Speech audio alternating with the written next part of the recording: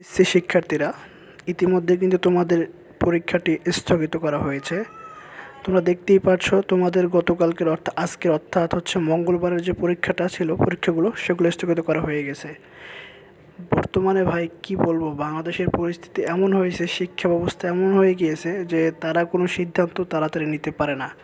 এই সিদ্ধান্তটা তাদের নেওয়া উচিত ছিল কিন্তু রাত ৮টা থেকে ৯টার মধ্যে সকল শিক্ষার্থীদেরকে জানিয়ে দেওয়া উচিত ছিল। কিন্তু তোমরা এখন দেখতে পারতেছো যে মঙ্গলবার এসএসসি পরীক্ষা স্থগিত। ঠিক আছে, এটা হচ্ছে শিক্ষা উপদেষ্টা জানিয়েছে তার একটা ফেসবুক পেজে সে এটা পোস্ট করেছে এবং সেটার মাধ্যমে সবাইকে জানিয়ে দেওয়া হয়েছে। এখন কথা হলো ভাই, এই জিনিসটা যখন নেওয়া মানে সিদ্ধান্ত নেওয়াই লাগবে, এটা এত দেরি কেন করা হলো?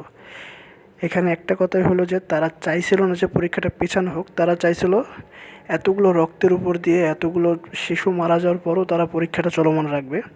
কিন্তু শিক্ষার্থীদের আন্দোলনে বা শিক্ষার্থীদের হচ্ছে ফেসবুক পেজ বিভিন্ন ধরনের কথার মাধ্যমে বা তাদের প্রতিবাদের মাধ্যমে কিন্তু পরীক্ষাটা স্থগিত করানো হয়েছে। শিক্ষা উপদেষ্টা কোনো মতেই চাইছিল না যে তারা বা শিক্ষা মন্ত্রণালয়ের কেউ চাইছিল না যে পরীক্ষাটা পেছানো হোক, কিন্তু শিক্ষার্থীদের সাথে তারা পারবে না কখনোই। শিক্ষার্থীরা কী জিনিস, ছাত্ররা যে কী জিনিস তা তারা এখনও টের পায় নাই। তো ফাইনালি তোমাদের পরীক্ষাটা স্থগিত করা হয়েছে, তোমরা দেখে নাও, তোমরা সবাই শিওর হয়ে নাও, বিভিন্ন নিউজ চ্যানেলে তোমরা দেখতে পারবা।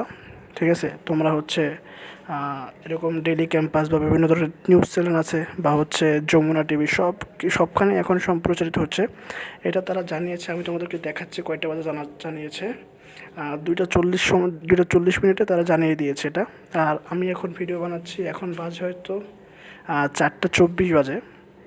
তো অনেকটা লেট হয়ে গেছে, আমি কিন্তু এখনও ঘুমাই নাই। আমি এটা নিয়ে রিসার্চ করতেছিলাম যে আসলে তারা কোনো তথ্য দেয় কি না, কেননা এত রক্তের উপর দিয়ে কীভাবে তারা পরীক্ষাটা নেয় এটা আমার মাথায় আসে না। তারপরেও ফাইনালি তারা পরীক্ষাটা স্থগিত করে দিয়েছে। তো